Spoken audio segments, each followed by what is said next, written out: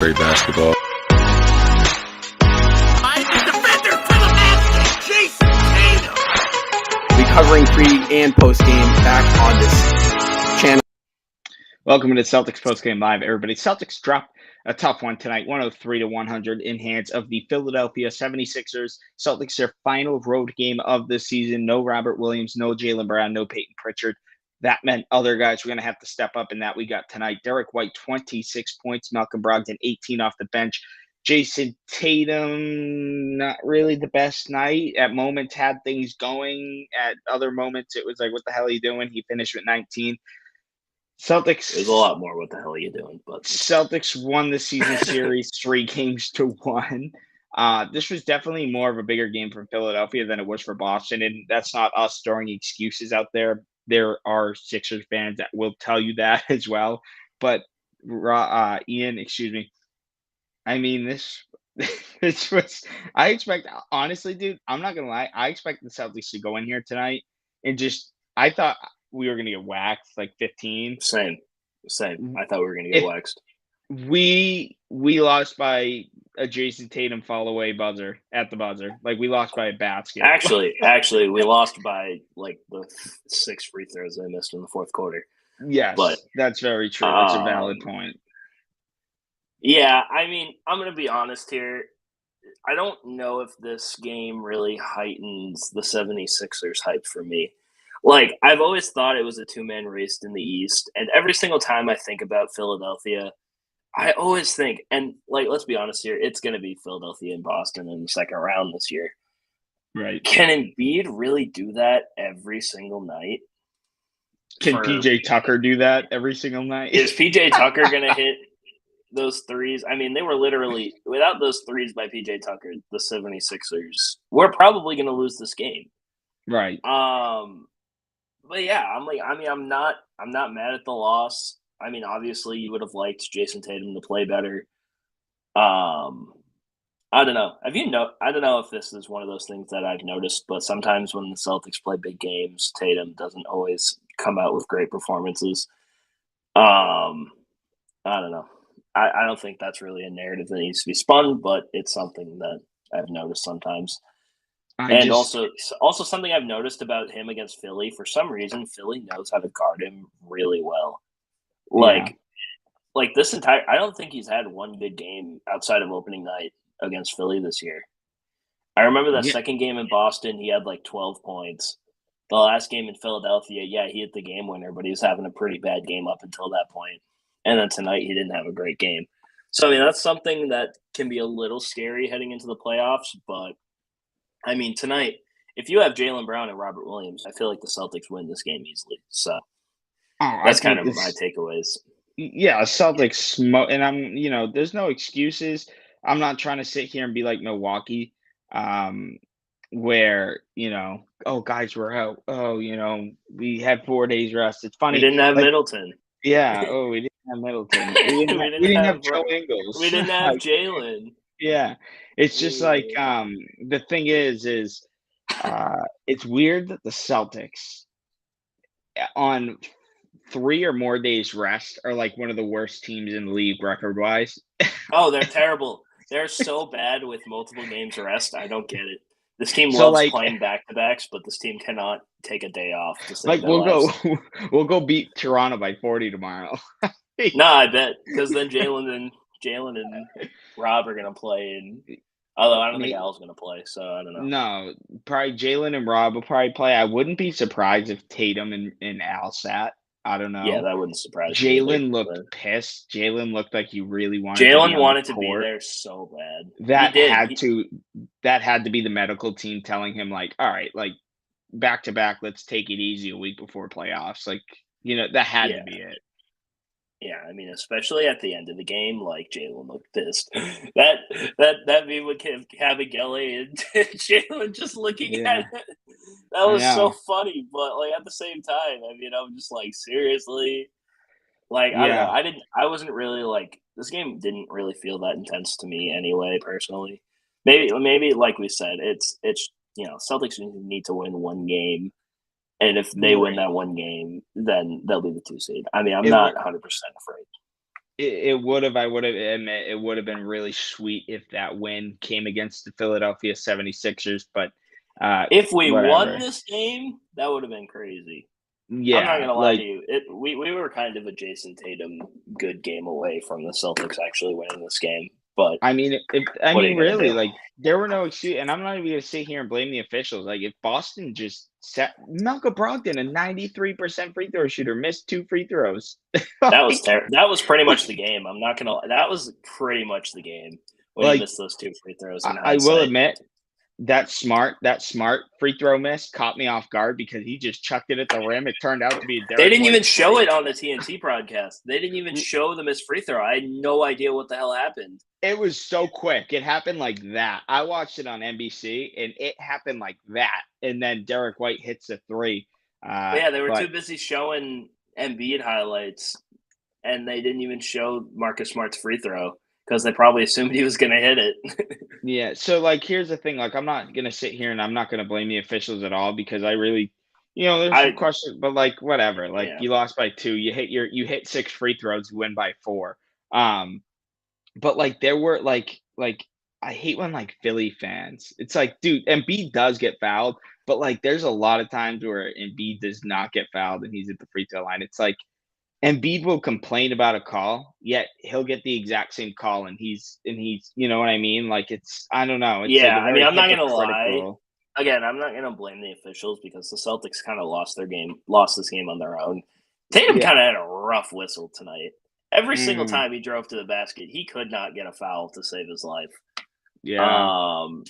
But But I do like you him got getting you to the got to. basket. I like the fact that he still attacked. Like Embiid blocked his shot like twice, and he still kept attacking.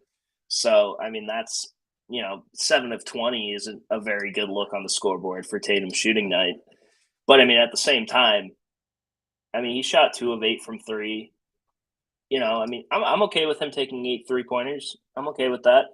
Plus, he was Mm. on a heater. He was on a heater the last 2 games from three, so I don't blame him for shooting that many threes. No. It's not like his 17 3-point 17 threes against the Knicks or whatever. Yeah.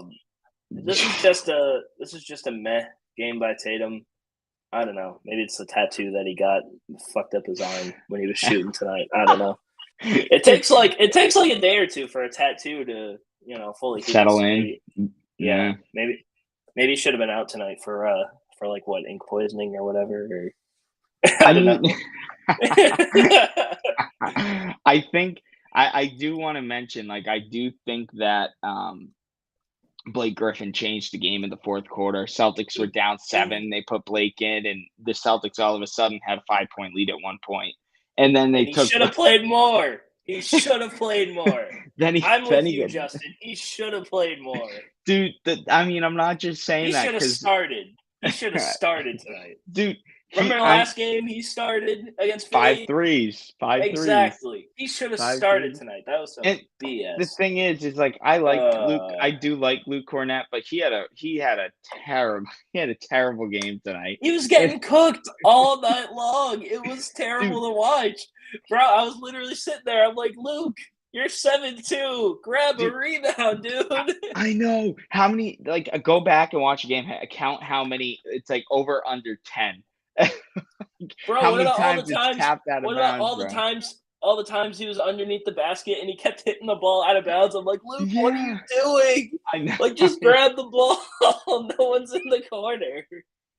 I know. Luke Uh, Cornett. Luke Cornett had a really rough game tonight, but like I'm not gonna hate on the guy, but like you know who didn't Blake have a Griffin rough came game? in.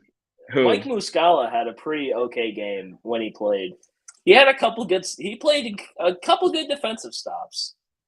Yes, I he mean, did in that corner, and then him and Derek White had that double team. I think it was on Harden, yeah, and they got the block. Can you see I was. Seamus? Yeah, he's right there. I can't see Seamus. What the hell?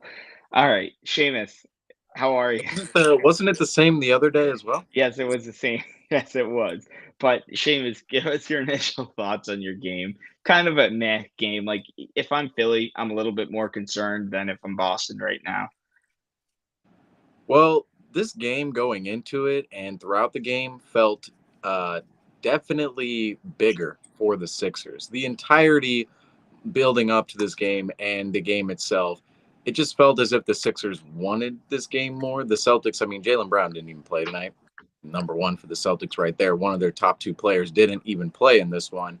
But the Sixers, I thought, really wanted to come in and establish themselves in this game. And, of course, Joel Embiid, who is the odds-on favorite to win MVP right now, probably secured it with his 50-point performance tonight. And, of course, against the opponent as well. Jason Tatum only scoring what?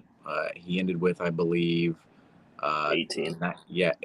18 or 19 at the end of the night. So Jason Tatum not quite up to that level of Embiid tonight. However, Embiid, he was spectacular. The Celtics really had no answers for him all night. And that's really what killed the Celtics at the end of the day when they tried to send two. They tried to send three on Embiid. Embiid was picking them apart elsewhere, even after he was dominating them throughout the night. And, of course, we saw P.J. Tucker with those huge threes at the end of the game. The Celtics, I certainly think when it comes to a playoff series, they have the upper hand in this one. But tonight's game, regardless, was a nice, entertaining match in which the Celtics, looking at it at the end, could have potentially pulled out if they wanted to. They almost scraped it out there in the end, almost scraped out some overtime minutes potentially. But ultimately, throughout the Sixers, they wanted this one more. And that's the result that we saw.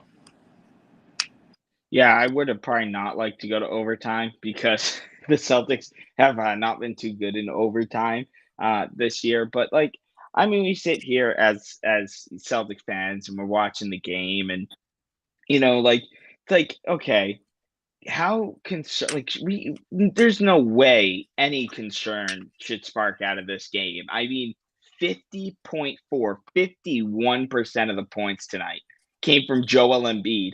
And it's not like Joel Embiid was open every possession. Like Joel Embiid was making some tough shots. Celtics were really making it difficult on him. But he was just I think he finished what, 20 of 25?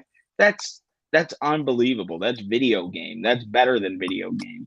And it just wasn't Boston's night. The Celtics weren't shooting the three ball well.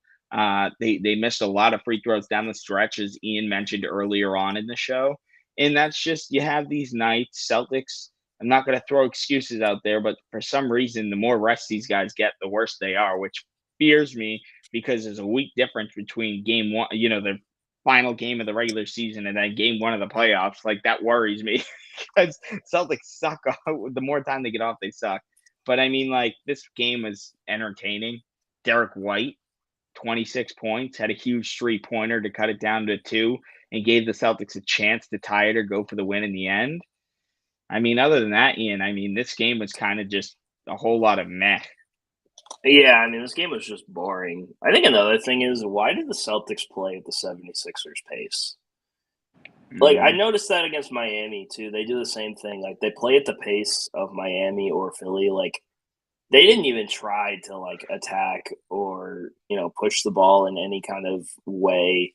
I mean, granted, it was kind of hard if, Philly keeps making shots. But at the same time, it's like they just played such a boring game. Like, it looked like they didn't even want to be there.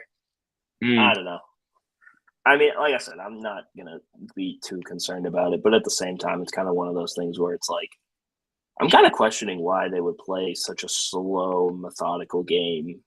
I feel like if we had Jaylen Brown, it would have been better. But I don't know. What are you going to do? Yeah, and the one player who was trying to push the pace and who's been trying to push the pace the entire season was Malcolm Brogdon. I thought tonight he was spectacular in trying to push the pace. He was huge. Derek White was huge too. I did feel as if the Celtics did play down to, of course, the Sixers' pace. They only ended up with 101 tonight at the end of the night when you typically see the Celtics, if they're on caliber with themselves, they can easily put up a 120-point night if they want to. And the Sixers, this is where the Sixers really wonder how their style of play is going to play out in this year's playoffs, because this year's playoffs is going to be a spectacle to watch simply because it's not going to be like any other playoffs we've ever seen ever. The numbers this year in the NBA have skyrocketed across the boards. And honestly, how teams play, the style of play in which they're playing now, teams are just chucking up threes. And I think now even more than ever, this is a game of chance. And the fact that the Philadelphia 76ers tried to eliminate that game of chance and minimize the possessions, I wonder if that almost works out in their favor in the long run rather than these teams trying to go for the higher variance. Whereas, say, if you end up with a lot of negative variance in the playoffs, that could be the end of you. And the 76ers, of course, they are one of the slower teams along with, say, the Miami Heat. They like to play slower, and we saw last year they were two teams in which made the second round. The Miami Heat, of course, played the Celtics in the conference finals last year. Maybe could have even made the finals without a couple of injuries they sustained in last year's series, and even a couple of possessions go a little bit differently in Game 7, and they could even find themselves in the finals. So the Celtics, we talked about the Celtics being the favorites throughout the year, but they certainly have some competition, and we saw tonight's game, 103 to 101.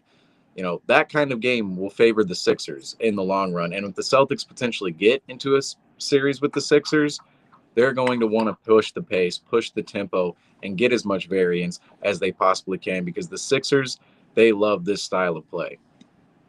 Yeah, I mean, Yeah. you live with PJ Tucker sitting in the corner and hitting 3 threes, right? Like you live with that. Like he was quiet all game. I think those were his only points of the night, his only threes of the he night. ended up finishing with 11 overall. He had like another layup at some point in this game. There was a point in this game where Tucker was in the paint and he backed down. I forget who he backed down, but he turned around. It was smart.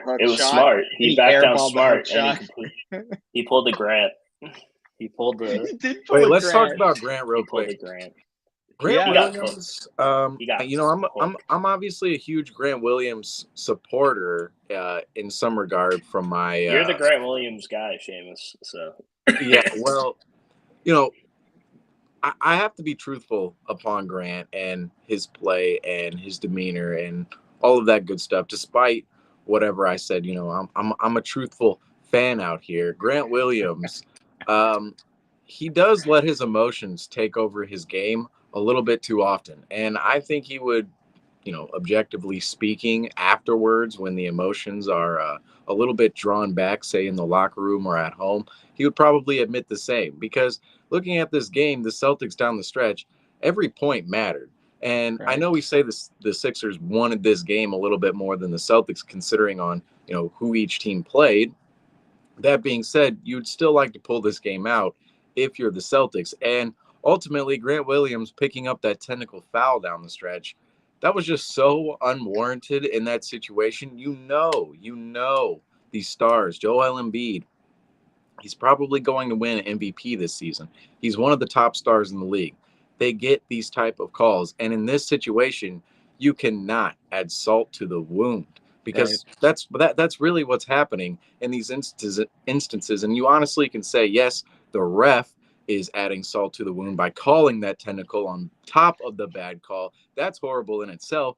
But you as the player, say Grant Williams as the player, ultimately needs to control the emotional sphere in that moment and not sacrifice another point and, of course, more momentum potentially on the road.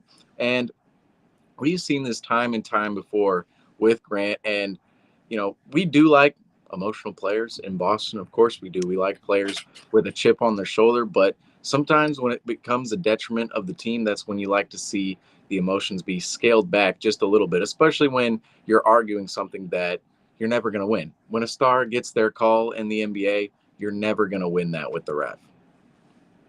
Yeah. Yeah, I mean, I'm kind of a Grant supporter too, and it's been kind of rough because these technical fouls in like games we lose, it kind of adds up. There's been points, and obviously we know the whole Cleveland game about what happened to Grant Williams. Seamus, that was probably rock bottom for your Grant Williams support. But man, that was, if you were to define the goofiest moment in NBA history, if you're like, what is the goofiest moment in NBA history? It has to be that Grant Williams moment right there. Mm. I'm going to make both. But let's be honest here. It didn't make let's one. Be honest here. What other player in the NBA would that happen to? It would only happen to Grant. That's what I'm Yeah. saying. It's like Grant Williams. It is like he's like the anti-Kobe or something. And it's really not in regards to his play. It's just in regards to, no. like, the Black Mamba will strike, right? The Black Mamba will strike. Kobe will strike. Larry Bird will strike. The Grant Grant Mamba. Williams, he'll talk his shit, and you'll see him airballing. You'll see him missing a layup. You'll see him dribble off his foot. He's the anti-Kobe in that regard. Not saying he's a bad player, Grant Williams, and I'm not hating on Grant Williams, but a little anti-Kobe-ish. Yeah, I mean, like the thing is with Grant, and I talk about it all the time. I feel as if he's a very big ego, which sometimes is, it's great. You want to have confidence, but you also, I don't think he. I mean, anybody can have an opinion, but like I feel like he's just more vocal and he complains a lot. Like he's not at that caliber player. Like he's not a Tatum or a LeBron or a Luca or an Embiid or a Jokic. Like he's Grant, and he's he's a role player, and I just feel like that's not a good reputation to have. I don't know if it was this season or at the end of last season, but Grant was arguing with an official, and he he fell. He was arguing. He was like running backwards, and he like That was somebody, and he fell or something like that. Oh, I thought you were talking about the Chicago game at like the beginning of the year, where maybe that was that, something like that. No, but he did, and he got up and he bumped her, and he got ejected. Like that stuff can't fly. And it's not like we're seeing Jaylen Brown and Jason Tatum and Al Horford. It's Grant Williams out of all players. It's Grant friggin' Williams. So like that's those types of things change games. Like you said, Seamus, that was a huge swing. That was a huge momentum swing. And when you're on the road, the crowd, the opponent, everybody feeds into that. Everybody you're going against feeds into that technical foul, and that gets it going. It's like an energy shifter, like a mood swing or something like that. Like that's huge. And that happened tonight. And that can't happen in the playoffs. That absolutely cannot happen in the playoffs. But it is what it is. I mean, can't sit here and complain a lot, can I? Like, can we? Like, what's there, Seamus? Bring up some, bring up the vibes, man. I mean, Celtics in Toronto tomorrow. What do you want to talk about? No, we're home. We're home tomorrow. Yeah. Oh, did I say we're in Toronto? Yeah, we play. Yeah, we play tomorrow, but we do. Regardless. We're at home. Well, for all the Celtics +2 bettors, that was a miracle cover. That was a miracle cover. I knew you were going to talk about that. I mean, well, first off, they didn't cover. They pushed. So let me get that straight. They didn't really cover. They pushed. But Derek White for 3, I mean, off the rebound, that was insane. That was a miracle. Huge. So at least from that Absolutely perspective, huge. Celtics +2 bettors get to keep their money instead of also seeing their team lose and their money being flushed away down the toilet. Can't say the same for Celtics moneyline bettors. Hey, I remember you talking about Pistons earlier. Did that hit? Didn't it? No. That was such a tease. That was such a tease, and not in the not in a teaser way in terms of parlays, but literally a tease, like a tease. The Pistons were up late in the fourth quarter. They were up with like 5 minutes to go. They lost by 13 points. Yeah, they did. But what's crazy about this is the fact Heat -13.5 did not hit. So, either way, everyone loses. It's like if you take the Heat spread or the Pistons money line, you're done. You're pretty much done tonight. Denver, wow. Come on, guys. Really? The Rockets? Just bouncing around the league here for a minute. Oh, they did. Oh my gosh, they got killed. I know. Yeah, but every good team has lost to the Rockets this season. Let's be honest here. Rockets had 7. They had 9 players playing, and 7 of them got in double figures. They dominated. Alfred Şengün owned Nikola Jokic. Yeah, he had 20 points, 10 rebounds, 7 assists, 3 steals, and a block. Jokic had 8 turnovers. 8 Yeah. turnovers. Yeah, Embiid's winning MVP. There's no way. Okay, so it was It's the over. fourth quarter. Denver crumbled in the fourth quarter. They got outscored 38-18. So, if you're Boston, it kind of played out well for you tonight, right? In terms of you probably want to. Do you think you'd rather face Brooklyn in the first round than Miami? I don't know.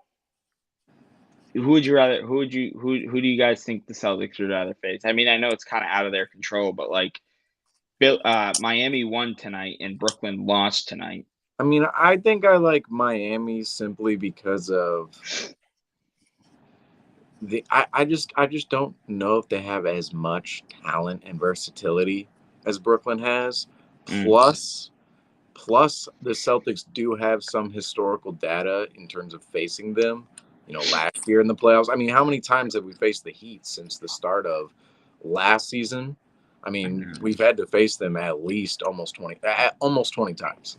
Almost Right. 20 times. So we have a lot of data on those two matching up. And I think the Heat are just a bit older as well than the Brooklyn Nets. Either or, I mean, the Celtics, you're not talking about a too big of a discrepancy in terms of matchup. It's all about really which matchup in terms of how you match up player to player they want to face, because the talent discrepancies plus the coaching discrepancy at the end of the day. Eric Spoelstra versus Joe Mazzulla.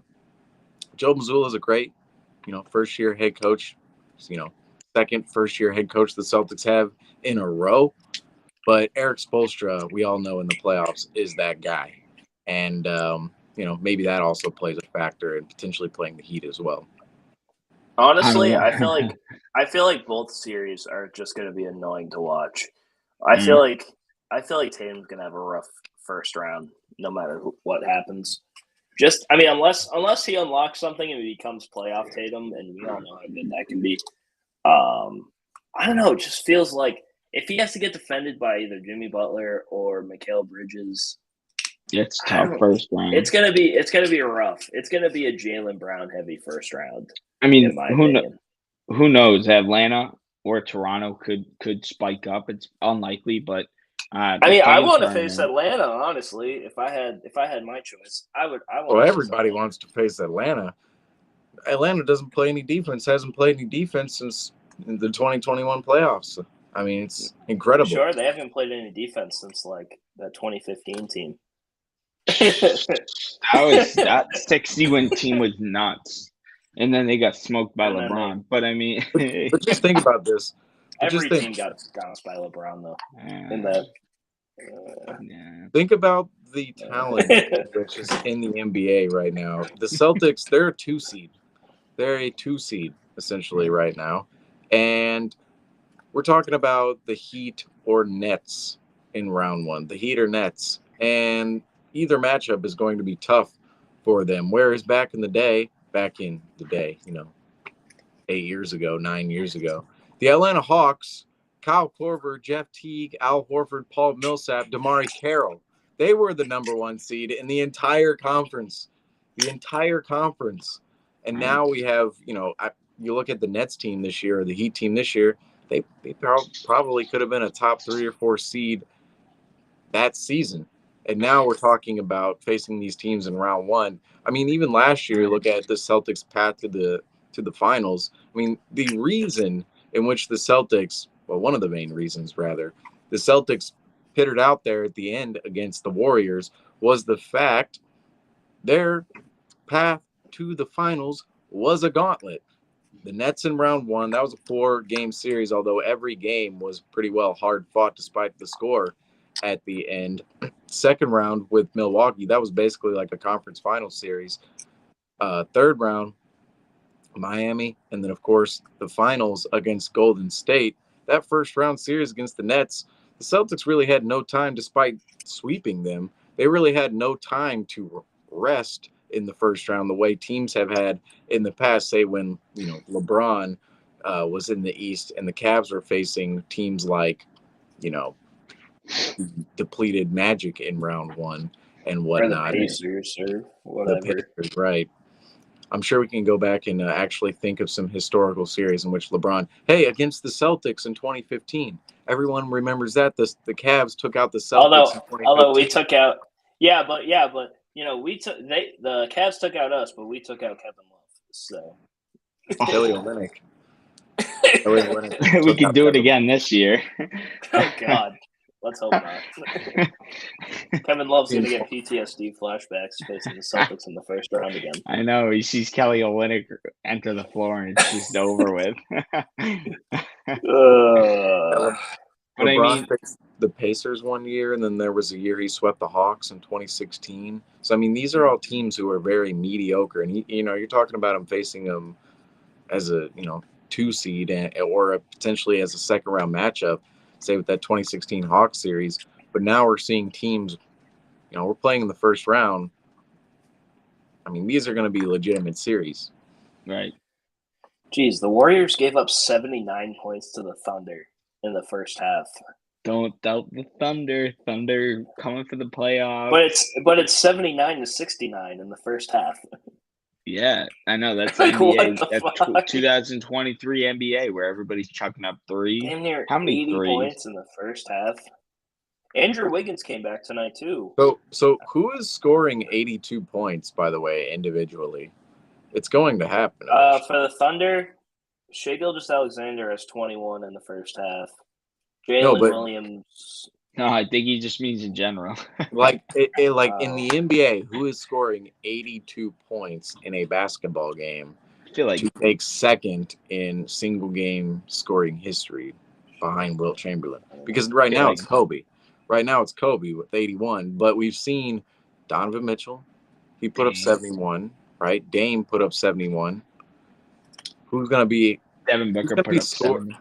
Who's going to be putting up 82 eventually? Because I personally believe that we're going to see it. We're going to see it. Like the amount of usage and pace and 3-point attempts in which the league's taking right now. I mean, we have to see a player pass 82. Kobe passed 81, right? Or he scored 81 rather in 2006. 2006 was one of the slowest paced years in the NBA in all of history. I'm not gonna lie. I'm kind of surprised how Steph had never did it. Like he's had some crazy shooting games. I'm shocked, Steph. I mean, I'm shocked he never actually ended up getting like even close to that. Like, what's his career high? It's got to be like 60, right? He's still got time. Come on. I know he's still got time, but I don't know if he can do that again though. I think Dame might just pop off and go for like 106 or something like that. The point that it's rich. I used to think it was Steph Curry's career high is 62, and that was last year. No, against the Trailblazers last year. Oh wow, he scored 60 or 61 against the Kings a couple of years ago. I remember he scored like 60 something against the Knicks too, right? He had like 60 against the Knicks, or was it 50? I don't know. I remember he had like a big game at MSG. There are too many 60, 50, 40 plus point games to keep track of anymore, and this just proves the fact of the NBA is we're pace era for real. Because we're talking like back in my day. Back in my day, the NBA used to be slow. We used to be lucky if we would have games that ended up being 103 to 100. That's the thing. That's so crazy because remember when final scores used to be 79 to 69? Like the final. Bro, even last year, remember when the Celtics, anytime they would play the Heat, the final score would end up being like 89 to like 75 or something. Yeah, the Celtics had a bunch of those games last year. They did. I remember this was like when I first started to watch the Celtics, and it has never left my head. I ended up hearing about it after the Celtics won the championship, but it was during their 08 year. They beat the Knicks like 110 to 59 or something like that. It was something outrageous like that. 100 to 59. That is so bad. That is absolutely atrocious. And like back then, like you think of it though, like back in the late 2010s, 90 to 100 points. That was a high-scoring game. Like, that was a solid, 55 to 60 points and a half was high scoring. Now that's absolutely nothing. Bro, nowadays we would be questioning why the score is so low. We would That's be like, right. damn, how did both teams suck so bad at shooting? Nowadays, this is a low-scoring game. Yeah. I mean, I don't know. When was the last time you've seen a game? Both teams ended in double digits. I don't even know if there is a game that I can think of this year. I wonder if there's ever going back. I wonder if there's ever going back to slow era NBA. If there will ever be teams. Hell no. They're going to be on roller skates by the end of it. Let's be honest. Slow sports are dead. Like, why do you think baseball put in the pitch clock? Because it was so freaking slow. And I love baseball. I watch baseball constantly. It was so bad. It was getting to the point where pitchers were taking 20 seconds in between pitches. And saying that might not seem like a lot, but if you're just sitting there watching them just do nothing, the pitch clock has been great. A lot of people don't like it, but I like it. Because the pitch clock has been great. It's getting the game moving. I mean, the game in baseball has knocked down an average of 26 minutes from last year. Wow, that's almost a half hour down with the pitch clock. So I don't think the NBA would even let the players go back to playing a slow paced game. I mean, think of it. They took what, 8 seconds off, 10 seconds off the shot clock off an offensive rebound. It's now 14 seconds. It used to be just a reset at 24. Now it's only 14 seconds. So I mean, they're going to start to. I remember one season we experimented 11-minute quarters or 10-minute quarters in the preseason. I don't know. I think who knows? Who knows? Maybe we change the shot clock to 14 seconds because people think the game is too slow. I know. So who knows? I don't know. It's a scary world we live in. It is. But listen, the Celtics. I remember what it used to be, and then they changed what it was, and now what it is strange and scary to me. What the hell? The wisdom of the day. That was a Simpsons quote. That's the one, dude. That's a one show I just never got. I tried so hard to get into The Simpsons. I haven't been able to. I used to watch The Simpsons religiously, but I started getting away from it as I grew up. I'm more into South Park now and South Park. That's funny. South Park's hilarious. I love South Park. All right, listen. We have a game tomorrow, so we're going to cut the feed here, and we're going to talk about the Celtics and Raptors tomorrow. But before we leave, does anybody have any final thoughts? I mean, this game was a meh game. Great if you win it, whatever if you lose it. Well, the Celtics a couple games away from the playoffs, and shout out Marcus Morris. The Celtics are a couple games away from the playoffs, and how they've been playing, you feel all right about it. The conversations we had tonight are interesting considering the fact we as in the Celtics, are going to be facing another, most likely, gauntlet to reach the NBA Finals if they, of course, make it that far. The Celtics make it that far. And you don't really want to be going into the playoffs thinking you're just at an okay level. You want to really be established. And the Celtics, I thought they were okay considering the group they had out there tonight. But ultimately, I think they can be a little bit better in the long run. Thankfully, though, there's still a little bit of time before the postseason. Maybe not so much time for the team to come together all that much, but some time to establish some groundwork before a first-round series. So, moving forward, the Celtics, 3 more games. I believe 3 more games, correct? Yep. 3 more games, and then the real season begins. But for tonight, never like losing to the Sixers. Right. Yeah, one thing I want to say, if the Celtics fans watching, don't take this game as one of those games where it's like, oh, Jaylen Brown is 100% better than Jason Tatum now because Jason Tatum couldn't carry the Celtics to a win over the 76ers. Let's not do that Yeah, let's not debate seriously. over that. Stupid. Let's. Like, I've never understood why we always have to debate Tatum and Brown. Like, why can't we just be happy that we have both of them on the team? right. Most teams in the NBA would love to have two players like Jason Tatum and Jaylen Brown on their team. But it's just kind of one of those things where it's like the Celtics are at their best when they have both Jaylen Brown and Jason Tatum. If one has a bad game, the other one can potentially pick it up, and the Celtics can still pull out a win no matter what. Right. So let's be honest here. Let's not continuously debate who's better and, who needs who and yada, yada, yada, all that crap. Let's just be happy. Put that to rest. Let's just accept the fact that we have two all NBA type players on the same team. I mean, how many other teams in the NBA can you say has multiple all NBA players on their team? And It's not a whole. successful. It's not a whole lot. And the Celtics, granted they never won a championship, but they've had so much success together as a duo. That it's just one of those things where it's like let's stop. I mean, let's just be happy with what we have. Right, and look at the positives. Let's absolutely be happy with what we have, not only from Jason and Jaylen, but look at Derek White tonight, 26 points in Jalen's absence. Malcolm Brogdon, 18 points up off the bench. Blake Griffin played in that fourth quarter, and he was a huge momentum changer. He was a game changer. He brought the Celtics, back into this game. Yep, Papa Blake, he was amazing tonight. But they're going to have to they still do have to lock up that number 2 seed. So let's go home tomorrow. Let's try to win tomorrow's game on our home court.